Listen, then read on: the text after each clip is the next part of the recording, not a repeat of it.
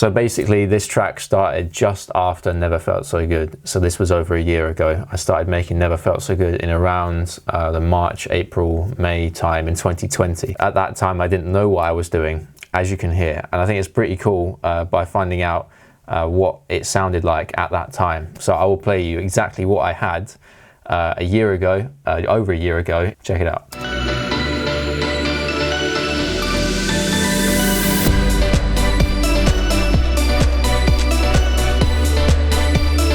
As you can hear, that was extremely rough, but the idea of the melody and the chords and stuff was there. It was just getting the arrangement done, and that's what I did. And as you can tell, if I play you the released version, you can really tell the difference.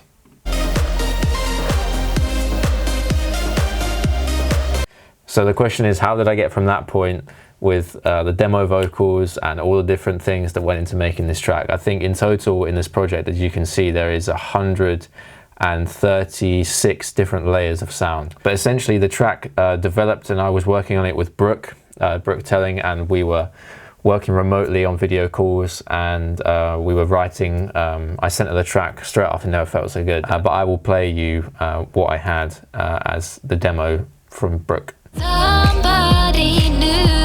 Remember when I turned to you and said, I just can't live without you. So you can tell that's the core, you know, the lyrics are down, the melody is down, and we changed it a little bit with Beverly, but I had this track. I've been sitting on this for ages. I really wanted to get it out last year, but I couldn't quite get it out. For one reason or another. I tried different vocalists. I had probably like 3 to 4 different people come on this track. But then I asked Beverly, I'd been through 3 or 4 different people, and then I got in touch with Beverly. With Beverly, her vocals really took the track to the next level. We were actually going to work originally on another track that I have teased on my Instagram. And I think she sent me like 3 different versions. All of them were perfect. I think I had like 1 or 2 very small changes. She recorded them, sent them back. And there was a bit of latency, but yeah, it really worked out nicely. Stars are shining bright tonight. I wish that you were here. I wondered if I had lost sight, or if you disappeared and said, I just can't live without you. So in the early version of the song, there wasn't really many acoustic elements, and I feel like that was something that my tracks were lacking, and I didn't know how to fix that. And as you can hear from the super early version, it was actually after the drop, it was in completely strings.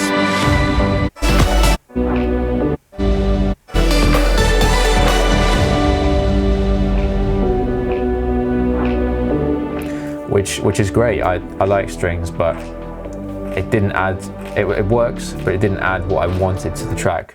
And to solve that, when me and Brooke were originally writing the track, one of the things that I think took the track to the next level was the guitar that she sent me. And I will play you the original guitar with no effects whatsoever.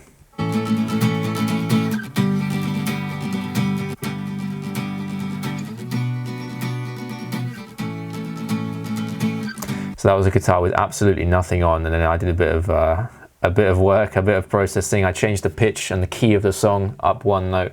So this is the guitar with all the effects on that I added.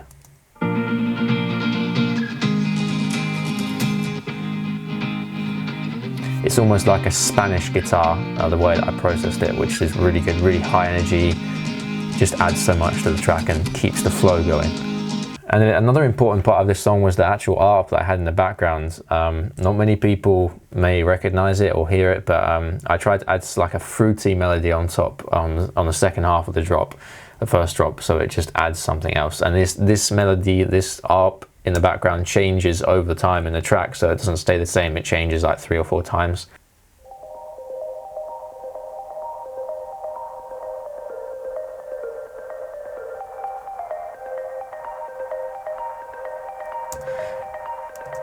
And then in the final drop, it was a little bit different. It had more spice.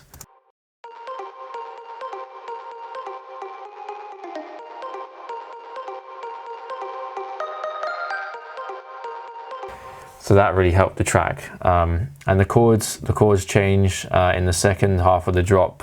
On both drops, the chords change, and I feel like this really helps the song again. It tells a story. It goes, instead of taking the usual 4-step, it steps down in the chords, and I'll play that for you so you know what I'm talking about.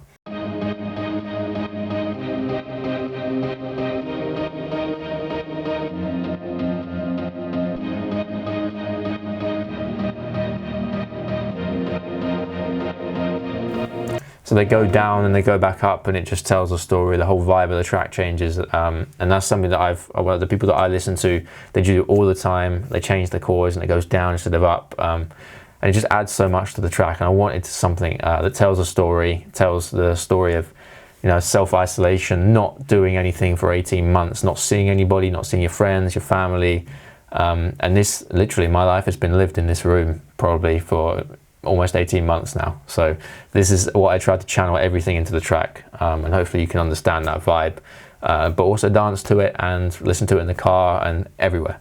And so in terms of the drums, I actually used basically all of my sample library in making this this track. This is literally what the drums sound like on their own. Got some reverses in there that I made myself, some top kicks, deep kicks, snaps, clicks, toppers, yeah, everything in there. I think it really works nicely, and the kick is nice and punchy. That's something that I tried to find the right kick, so I'm happy with that. In terms of the leads themselves, I actually made quite a few of them, but I also did use some presets and then change them in a way that they would stand out.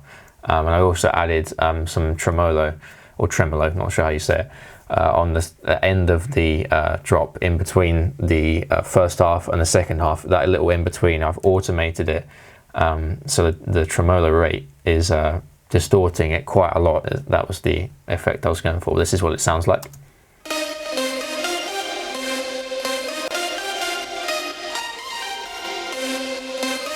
So it just adds a little bit of something to the track, a little bit of spice, and that really helped it push it forward. And that is essentially the track.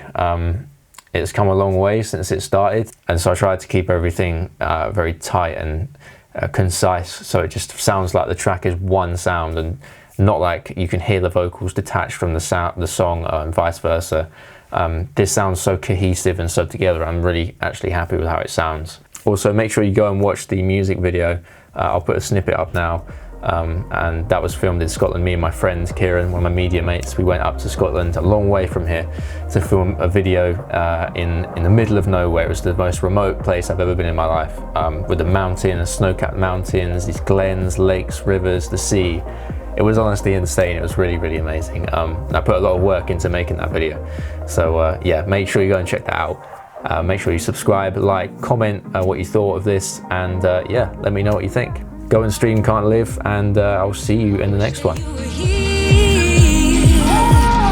wondered if I had lost sight, or if you disappeared.